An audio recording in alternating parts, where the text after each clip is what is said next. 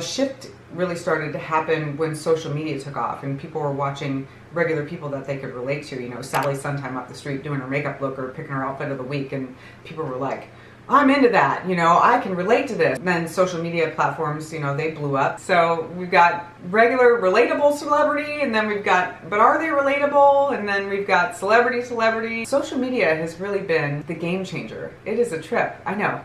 No one's shocked with what I just said. That's not a revolutionary thought. We got a lot to talk about today. Hey guys, welcome back to the channel. Today I wanted to go ahead and talk about a few things that are going on in the social media space. Some big things actually. Hailey came out with another apology, and I don't think it went the way that she planned. Things started happening shortly after, and I want to talk about the block party of 2024 because that is really popping off. It is everywhere, on TikTok, on Instagram. People are wanting change. So we're going to talk about all that today, and if that sounds interesting to you, stick around because I'm about to get into it. But before I do, if you haven't already, you know the drill. Like, subscribe, come hang out on my channel. It'd be really great to have you here. With that being said, let's get into today's video. Let me go ahead and improve how I look while we talk about, can I even use these? Is this like a good idea right now? I don't know. Let's see. Sure, why not? I kind of want to go back over what I talked about in my last video when we talked about Hailey and her Let Them Eat Cake post that she did on TikTok. Let them eat cake. And that soundbite did not go well for her. I had some individuals that liked Hailey and wanted to defend her, and I understand that. It wasn't about her performance at the Met Gala. It wasn't about that at all, honestly. It was about the soundbite. It was about using that soundbite in this climate that we're in with everything that's going on. It was just not the right choice. And she had kept it up for a while after it had posted and people were voicing their displeasure for what she put out there. So afterwards, she came out with another apology. Since I was little, I have idolized the Met. The audio that I used for that particular video, and first and foremost, before I say anything, I need to apologize. I am so sorry that I chose a sound that you guys could ever possibly feel was malicious in nature. If I had thought for even 1 second that the sound would be received that way, I never ever would have used it. When I film my TikToks, I love to use trending audios and sounds that people are currently using, and this was one of them. The sound has been used in over 110,000 TikTok videos. It's the current trending audio of a glow up trend in the United States and abroad. The sound choice truly had no deeper meaning. I never would have chosen a sound on purpose to highlight wealth disparity or elitism. I never even thought it would be taken in that way because I wasn't elite enough to even be invited to the Met Gala because I'm not elite. I'm a normal person. My dumb self just used an audio that I thought was viral and trending and that people recognized from the Marie Antoinette 2006 movie. Let them eat cake. I am so sorry. I did not do my due diligence. I'm so stupid because the things going on in the world today are weighing heavily on everyone's hearts. Innocent men, women, and children are dying. People do not have access to food and water. People are being kicked out of their homes. There are so many things going on in this world that are just wrong. I know that this situation is very complex. I also know that I don't know the right thing to do or say a lot of the time, which leads me to the question everyone is asking, which is, why don't I talk about it? And it's simply because I am not informed enough to talk about it in a meaningful and educational way. Let me just say this about her apology while I'm in the moment. I will say that her apology was well thought out. It was well written. She checked all the boxes. She did everything that you were supposed to do in an apology that would, diffuse a situation that was a very bad situation. The problem is saying that she's just like the rest of us, and a couple other things in her apology, it didn't go well. And I really feel like even at that point, there was no turning back. So she continued to get backlash and she continued to lose followers. She's still at 9 million. She's still very much, succeeding and doing well. So those who are a fan of her, by all means, be a fan. I'm not trying to dissuade people from liking influencers or celebrity or things like that, or fashion for that matter, or even speak on it like I'm some kind of fashionista. I'm a Maximista. The point of the Met Gala thing is that we don't want to see these movie stars in their pretty new outfits. We want to see things changing because the world we're looking at isn't pretty, and there's a lot of people who are frustrated right now. So when Hailey posted that and her apology,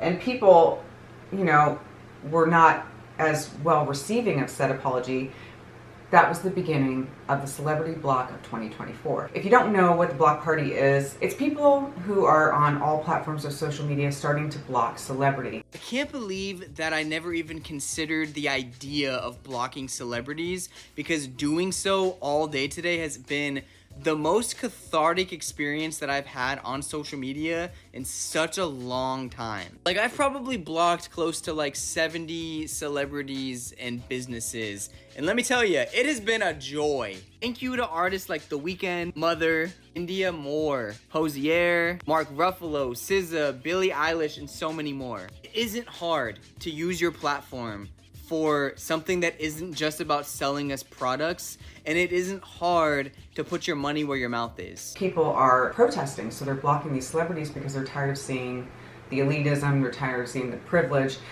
What they see are people who have a huge platform and they have the means to make a difference in what's going on, and they're not doing it. They're not talking about it. They're just showing us, like, we don't want to see your pretty new dress. We want to see you standing with us and making change. And there's so few people that are in these positions, and that includes those in social media as well.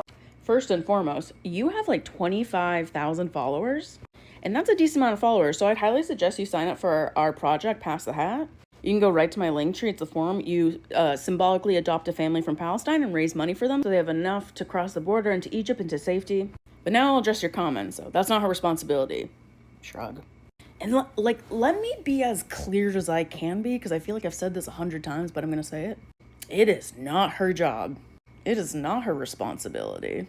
She is not contractually obligated by anyone to say anything. She can say whatever she wants. But if you saw people suffering and you had the opportunity to help them by speaking up, why wouldn't you want to? I can understand if you are afraid because maybe you don't really know everything that's going on. I think that's something that Haley had also mentioned in her apology.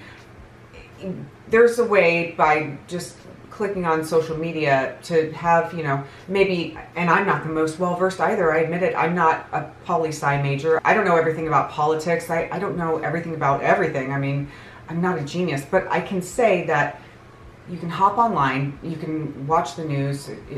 I think online, when you see things in real time, you can get a lot more information. You do have to be careful because some of it is misinformation. I mean, that's like, granted, we all know that. But as long as you're paying attention, you can pretty much get an idea of what's really going on. I think what people want is to see these people come forward and say, it's not right. So if you're not fully educated on it, to just look and see what's happening and say, that's not right, I'm not okay with that, I think would at least be something. And they could also, promote these GoFundMes that are going on and give quite a bit, because they have quite a bit to give. So I think that's where the main thing is happening here, where people are just really frustrated, is because these celebrities aren't really doing anything. These large creators with their platforms aren't really saying anything. They're not coming forward to campaign for these people. They're just continuing on like everything's fine. It's a very much let them eat cake response to what's happening, and people are tired of it. I see in this generation a passion and a unity that, quite frankly, I find inspiring. What's going on is that people are banding together and they're speaking out. So I would think that, in my humble opinion, my little perspective, that the 1%ers out there want people to believe that because they have the wealth and they have the influence and they have the status and they have the power, that we don't have any of that, and we just have to go along with what they give us and just accept it and be grateful we get anything at all. And that is just simply not true. And you can see it happening in real time on TikTok and on Instagram and all the social media spaces. And so much of what we're seeing, particularly on TikTok, about what's going on in the Middle East is woefully false, but it's also incredibly slanted, pro-Hamas, anti-Israel.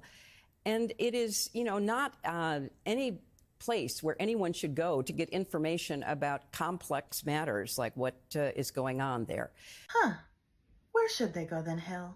Who should they listen to? Should they listen to politicians who routinely lie to them and write laws that favor themselves and their corporate and lobbying donors? Who investigate themselves when accused of crimes against the American public only to surprisingly state they've discovered that they've done nothing wrong? Should they listen to mainstream media who, not to go all tinfoil hat on you, is bought and paid for, used by the rich and powerful to sway the public into believing a chosen narrative? Should they listen to Hillary the Hawk, whose rap sheet in the Middle East is far from favoring peace, or at the very least, the interests of American citizens? People are banding together. Kids are walking out of their graduation in droves, walking out, protesting online by blocking celebrities. There are people who are in the celebrity space that are helping and that do want to be a part of change and are trying to make a difference. So you gotta, I don't think you need to block everyone willy-nilly. But to see people banding together for this change, it really is, it's an amazing thing to see. These kids they're passionate and they want things to be better. They want a better world to live in. And they want to see people who are in power to want that too and to be a part of it with us. And what's happening is that there's a shift. When we all band together and we agree on something and we're fighting for a good cause, things start to happen. So even though those who are in the 1% might want us to think that we don't have power, the fact of the matter is that we really do. And when we're together on something, we can change things.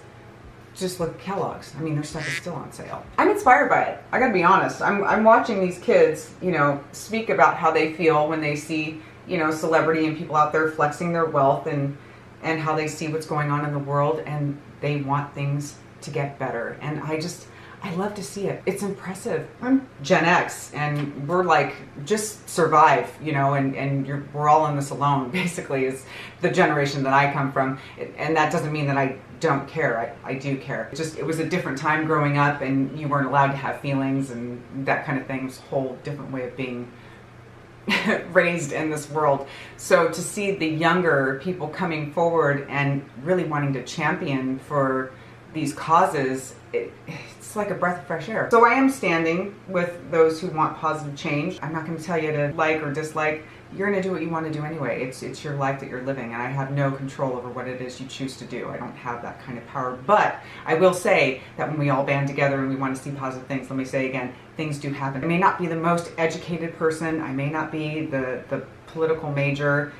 What's happening is wrong. You don't have to be a genius to say that, to see it and to say this is wrong. So I do hope that this 2024 celebrity block will bring about change, and that we'll see some people start to come forward and show their support, at least speak out on it. And now I want to talk about Bumble.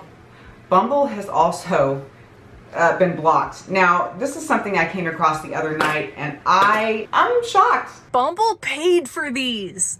They paid for these. They actually sat down in a board and said, you know what we should do?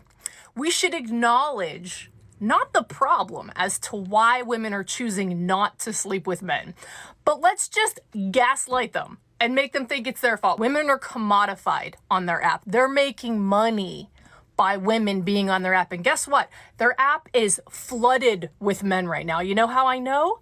Because Bumble's entire shtick was the fact that women could message men first, so we don't get inundated with Richard photographs. But their whole thing was women get to message first, and that's not working. So they're actually changing their entire platform so that men can message women and become just like every other dating app that is a total fucking sausage fest. Bumble has, I think they've taken it down already. They put out an advertisement saying that the vow of celibacy is not working. Come on back to Bumble. We've got plenty of men for you to date. Yeah, so this patriarchy stuff that we've kind of been going along with, it's harming us. I mean, men are treating us like crap. They're unaliving us in droves. So I think we're done. We're not going to partner with them or have their kids.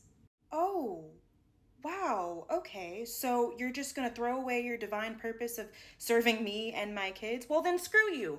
In fact, we're going to leave you alone first. How about that?